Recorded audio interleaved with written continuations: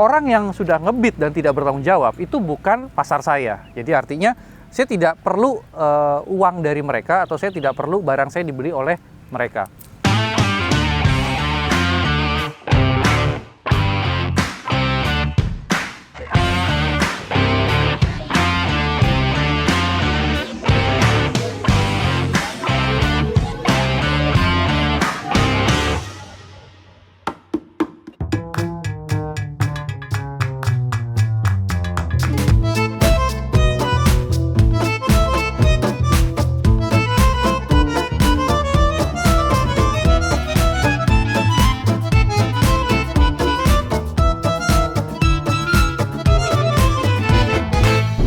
Saya ingin menyampaikan sebuah kabar gembira. Jadi beberapa hari yang lalu saya pernah live di Instagram. Kemudian tuh ada orang yang ngajak untuk video call. Sebenarnya tidak banyak orang yang saya terima video callnya, tapi saya tuh tergerak untuk terima si orang ini. Memang ada tanda tanya besar di pikiran saya. Orang ini ada perlu apa gitu kan ya. Terus begitu video call masuk, tampillah gambar akuarium. Terus kemudian di dalam tanknya itu ada ikan. Dan orang itu tuh dengan excited dia cerita, Mas Ray, terima kasih ya, ikannya yang saya beli di Gapi Indonesia sudah beranak dan ini anaknya. Terus saya kaget, saya lihat itu ikannya bagus banget. Jenisnya adalah albino snakeskin red-tailed grease belly. Pas saya lihat, ekornya itu bisa gede. Jadi kan jenis ini tuh ada line yang ekornya tuh tidak bisa besar. Jadi dia termasuk ke short-tail. Tapi punya saya ini yang ekornya bisa gede. Cuma memang di usia 4 bulan ke atas dia baru kelihatan gedenya. Terus saya tanya lagi nih, Mas itu beneran anakan dari indukan saya semua? Iya. Kok bisa nggak dari Jack ya? Saya bilang, iya Mas, ini mirip semua dengan indukannya, kata dia. Wih, terus langsung saya tepuk tangan kan saat itu juga. Terus saya tanya nih, Mas sekarang udah punya berapa jenis? Terus dia bilang, cuma 2 jenis Mas, yang ini sama yang ini. Terus dia syuting tuh satunya, ternyata itu ikan pasar. Jenisnya kalau tidak salah Black Moscow. Terus saya tanya lagi, loh Mas belum pernah beli tempat lain? Belum Mas, saya juga baru belajar. Sebelumnya saya ini main cupang, kata dia. Terus saya main ke Gapi dan satu jenis ini alhamdulillah sukses, kata dia. Terus dia bertanya nih, jadi tujuan dia video call ke saya, dia mau tanya, Mas bagaimana ya cara jualnya? Singkat cerita kayak gitu kan. Terus saya spontanitas nih, karena dia sudah memberikan testimoni yang baik kan ya ke saya. Terus saya iklankan deh di live itu. Nih buat kalian yang cari albino snakeskin red-tailed grease belly, ini ada orang mau jual line dari Gapi Indonesia dan anakannya bagus semua. Artinya terbukti secara genetik atau secara garis keturunan itu dia bagus. Jadi kan kita selalu bicara dua ya, fenotip dan genotip. Kalau genotipnya bagus, itu bisa jadi secara fenotip tidak terlihat. Artinya mungkin ikannya itu secara fisik tidak bagus, tapi dia menghasilkan anakan yang bagus semua. Nah itulah yang menurut saya lebih mahal daripada fenotip ya bagus, tapi anakannya rusak atau campur-campur. Dan ini sebenarnya rada kontroversi nih. Kalau dulu waktu saya bikin video tentang Gapi untuk pemula, itu kan banyak kontroversi, itu banyak orang yang nggak setuju. Kok kenapa jenis ini dimasukkan pemula? Kenapa kok albino dibilang nggak apa-apa untuk pemula? Kenapa kok yang penting daya tahan tubuh yang kuat? Itu dulu saya tuh yang istilahnya ngebuat statement seperti itu. Artinya pemula boleh pelihara mata merah. Dan saya bilang juga mata hitam itu ada yang daya tahan tubuhnya lemah sehingga mudah sakit juga. Jadi gini, rada kontroversinya adalah yang pertama, katanya mata merah itu mudah sakit. Kenyataannya orang ini adalah pemula. Dia beli albino snakeskin red-tailed grease belly, harusnya mudah sakit. Kenyataannya tidak. Yang kedua, katanya jenis yang atau strain yang langka atau strain yang baru itu punya daya tahan tubuh yang lebih rentan. Jadi artinya strain-strain langka yang berharga mahal itu akan lebih mudah sakit daripada ikan yang murah. Ini juga saya patahkan. Albino snakeskin red-tailed grease belly itu tergolong masih sangat langka. Kalau kalian tidak percaya, silakan kalian searching di breeder-breeder lain deh ya, siapa yang punya. Nanti kalau misalkan kalian mau beli itu boleh tuh saya arahkan nih. Nama akunnya Gupitea. Saya ingat Gupitea, nanti kalian cari di Instagram, kalian boleh beli ke dia karena itu line dari saya juga. Terus kemudian saya ngejual ikan itu tidak pernah yang mahal banget. Jadi artinya selalu rasional. Rasional tuh gini, kalau dia itu jenisnya langka, terus kemudian kalian beli itu waktu masih remaja, saya nggak mungkin jual yang mahal banget, karena remaja pasti lebih murah daripada indukan. Terus juga kalau saya selalu sarankan, yang penting nih ya buat pemula, kalau kalian mau jenis bagus boleh, kalau kalian mau albino boleh, tapi ambillah yang remajanya. Kenapa? Karena remaja itu punya daya tahan tubuh yang lebih kuat. Terus yang membanggakan lagi, saya bilang tuh sama dia juga waktu video call ya, Mas ini kayaknya ada yang semi short body. Nah itu jadi keunggulan kalau kalian beli atau mungkin yang sudah beli dari saya albino snake retail Grace Belly, itu pasti keluar sekian persennya ada yang short body. Itu kalau kalian bisa sortir, yang short body itu kalian pisahkan, terus kalian bikin satu line sendiri yang short body ya. Jadi di inbreed dulu short dengan short, kemudian bisa menghasilkan short body, itu berharga sangat mahal. Jadi menurut saya itu untuk peluang bisnisnya masih sangat baik. Dan mungkin saya cerita tentang itu dulu ya. Jadi ini ada sebuah kabar gembira dari konsumen saya. Harapan saya sih gini, ketika kalian pemula jangan pernah takut. Yang penting adalah satu, mencoba. Yang kedua, mungkin saran saya jangan ambil strain yang macam-macam dulu. Jadi ambillah satu strain yang kalian suka, yang peluang bisnis kedepannya bagus. Artinya strain itu tidak terlalu beredar lah di pasaran, jadi agak langka. Tapi pastikan ke sellernya, tanyakan, ini daya tahan tubuhnya kuat nggak? Ini untuk pemeliharaan pemula cocok nggak? Saran saya sih itu dulu ya. Nanti kita akan lanjut lagi, kita cari tempat lagi. Saya akan ceritakan yang negatifnya. Cuma harapan saya sih dengan saya cerita yang negatifnya nanti, kalian juga bisa mengambil sisi positifnya. Karena apapun yang terjadi, kita harus bisa mengambil pelajaran dari sebuah masalah. Lanjut lagi nanti.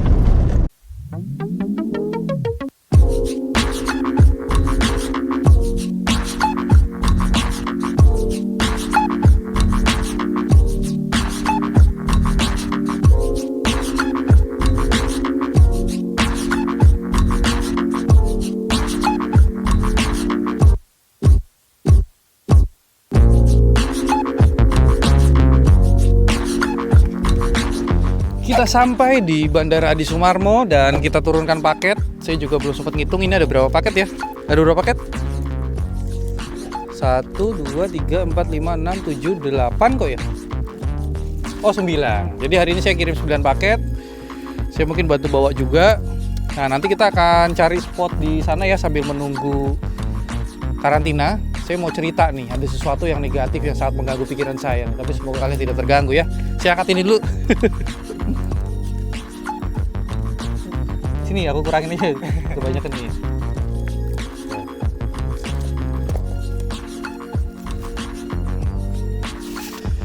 Semoga warung di sana buka, jadi kita bisa sambil makan dan bersantai. Kayaknya hari ini agak sepi ya. Ini adalah tanggal 26. Kalau di kota saya sih sudah tidak level 4. Jadi saya dapat kabar itu turun menjadi level 2. Cuma di Solo nih saya nggak tahu apakah masih seketat kemarin. Dan kalau di kota saya juga udah boleh dine in, jadi sudah boleh makan di restoran, tapi dikasih waktu. Oh ya, nanti setelah pengiriman ini selesai, saya juga akan ngebuat konten yang sedikit berbeda. Jadi kalau di Gapi Indonesia ini saya banyak bercerita tentang Gapi dan bisnisnya. Cuma konten kali ini saya akan bertemu dengan seseorang itu yang sukses.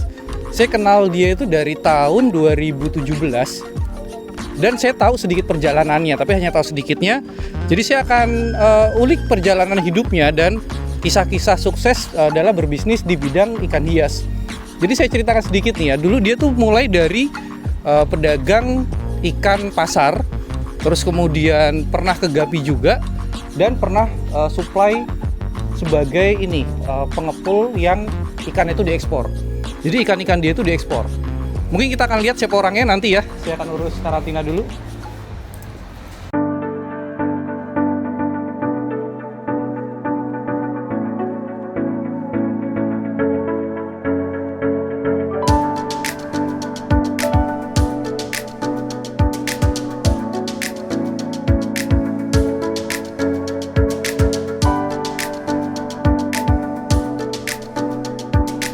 Kalau tadi saya udah bercerita yang cerita bagusnya, kabar baiknya. Sekarang saya ini mau ceritain ada sebuah kabar tidak baik.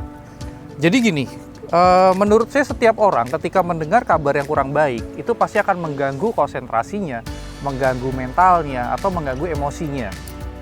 Begitu juga saya. Saya tergolong orang yang sangat mudah emosi, saya tipe orang yang cepat dalam bertindak. Tapi kemudian saya tuh selalu belajar bagaimana caranya mengontrol segala sesuatu yang bisa berdampak negatif ke saya. Jadi artinya kita nih jangan mau dikontrol sama hidup. Maksudnya gini, jangan mau dikontrol sama sesuatu yang di luar. Kalau bisa, kita yang kontrol sesuatu yang bisa kita kontrol. Artinya kontrollah diri kalian sendiri. Ceritanya gini, saya itu kan suka ngadain lelang ya di akun Instagram saya yang Gapi Indonesia Promo. Nah, di lelang tersebut kan saya punya aturan. Jadi siapapun yang bid and run, jadi bid and run itu sudah ngebid, menang, tapi tidak bertanggung jawab, itu saya blok. Saya ngeblok ini bukannya terus kemudian saya ngebenci orangnya sebenarnya. Jadi saya ajarin sedikit nih tentang konsepnya. Kita ngeblok ini karena kita tahu siapa pasar kita. Kita tahu siapa segmen pasar kita. Orang yang sudah ngebid dan tidak bertanggung jawab itu bukan pasar saya. Jadi artinya saya tidak perlu uang dari mereka atau saya tidak perlu barang saya dibeli oleh mereka. Singkat cerita ada orang bid and run, walaupun banyak ya, tapi saya mau ceritain ada satu orang. Dia bid and run dan kemudian saya blok. Terus kemudian kenapa kok saya blok? Karena gini, dia tuh transfer hanya senilai ikannya aja, ongkirnya enggak. Padahal CS saya sudah memberikan totalnya tuh, ikan berapa, ongkir berapa, dia harus transfer. Dia transfer ikannya aja. Terus dengan sabar CS saya tuh minta kekurangannya. Tapi ternyata diulur sama dia. Padahal kirimannya luar Jawa. Nah, karena kiriman luar Jawa ini hanya 1 minggu sekali, artinya kalau dia lewat dari pengiriman hari ini, dia akan ikut di minggu depannya. Dan sedangkan kalau saya tuh nggak suka nahan barang, jadi saya tidak pernah terima booking, saya tidak pernah terima DP, artinya tuh di DP dulu tapi ikannya nanti, saya nggak pernah mau tuh. Nah, singkat cerita, ya karena saya nggak mau nahan barang, akhirnya kita blacklist, saya kembalikan uangnya, jadi saya tidak perlu uangnya. Terus selang 2 minggu kalau tidak salah, ada yang memenangkan lelang saya, kan sehari itu saya lelang 3 lelangan, itu dimenangkan oleh 1 orang. Jadi artinya 3 lelang itu dimenangkan oleh 1 orang, yang kemudian setelah CS saya ngechat dia, itu adalah orang yang sama yang sudah saya blacklist, tapi dia pakai akun yang lain. Ya, karena saya nggak suka ya, artinya kan yang kita blacklist itu artinya si orang ini nih, tapi dia ikut dengan akun lain, itu sudah menyalahi aturan yang kedua.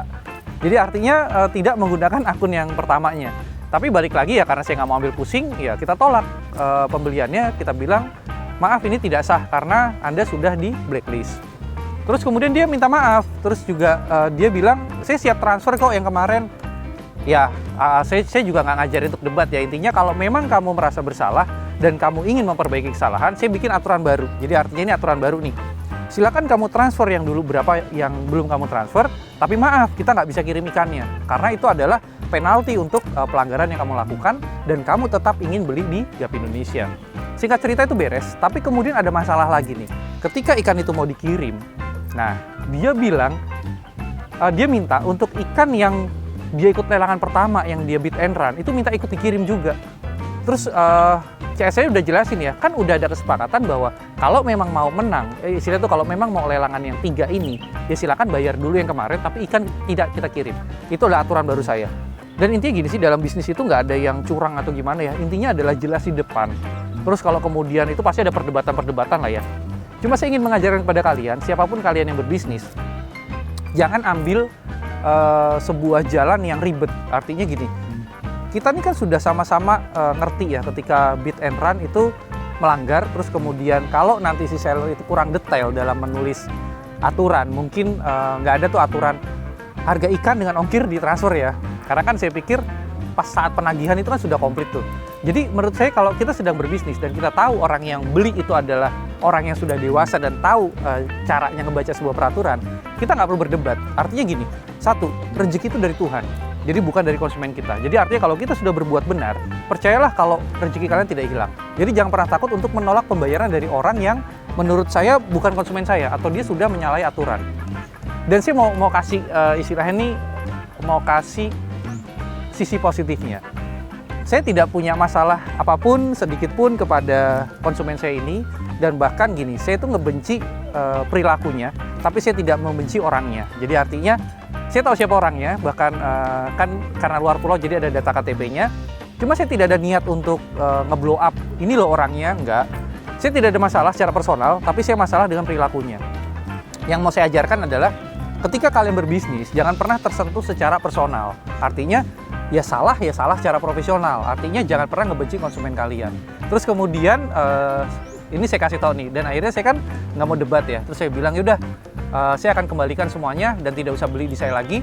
Saya nggak masalah. Tapi ternyata dia minta maaf. Akhirnya dia tanya, yaudah deh dikirim aja nggak apa-apa. Saya ikhlas untuk yang kemarin nggak dikirim.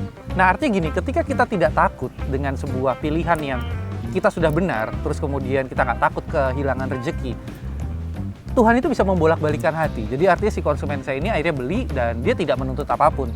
Dan saya juga secara personal sangat baik, saya tidak menyimpan rasa dendam apapun, bahkan kalau dia nanti suatu saat saya dipertemukan atau mungkin ada sebuah momen saya bisa ketemu orang ini, ya saya juga mungkin akan minta maaf juga ya kalau mungkin saya pernah berbuat salah.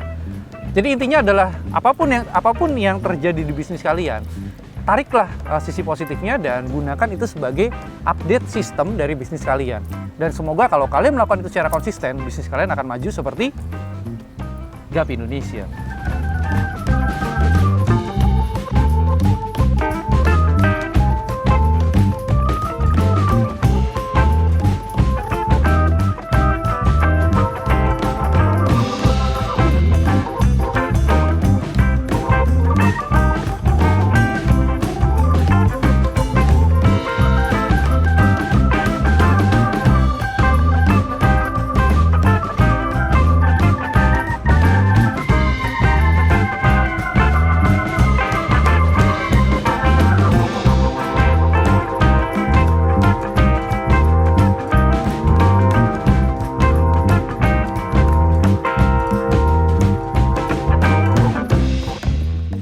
Ini adalah bagian yang menurut saya paling berharga. Jadi dari segala perjalanan itu biasanya di ending kita baru mengerti apa sih arti dari sebuah perjalanan. Saat ini sudah menunjukkan pukul 21.07 ya. Jadi ini saya perjalanan pulang ke Salatiga. Cuma saya harus menyimpulkan nih dari perjalanan saya tadi siang. Terus saya kemana aja kalian sudah tahu. Terus kemudian terakhir saya ketemu dengan Agus Sekti. Saya ngobrol apa. Oh iya, saya akan bicara di belakang nanti apa sih yang saya obrolkan dengan Agus Sekti. Cuma yang pertama gini, saya ingin menyampaikan kepada kalian bahwa hidup ini semua tentang perbedaan. Jadi ada baik dan buruk, gagal dan sukses, mudah dan sulit, hitam dan putih. Jadi apapun yang terjadi dalam hidup ya kita harus terima. Cuma tugas kita adalah bagaimana kita bisa memberikan respon yang tetap positif supaya mendapatkan feedback yang positif juga. Tadi saya sempat ngobrol tuh ya dengan Mas Agus Sekti yang ternyata perjalanan hidupnya itu juga tidak mudah. Mas Agus Sekti ini juga tergolong sukses dalam bisnis ikan, terutama gapi.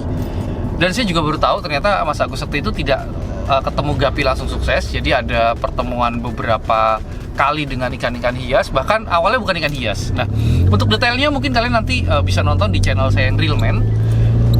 Saya kasih tahu lagi ya, channel saya yang Real Man itu banyak mengajarkan tentang perjalanan hidup seseorang yang kita akan tarik menjadi inspirasi di kehidupan kita nanti. Jadi tidak sekedar motivasi ya, tapi benar-benar kita mengulik perjalanan hidup setiap orang yang ternyata kebanyakan itu banyak yang orang nggak tahu. Jadi artinya banyak yang tidak diceritakan. Jadi kalian tuh hanya tahu endingnya aja. Saya tunggu di channel saya Real Man. Semoga kalian tidak hanya mendapat sebuah edukasi tapi juga inspirasi. Maju terus Indonesia.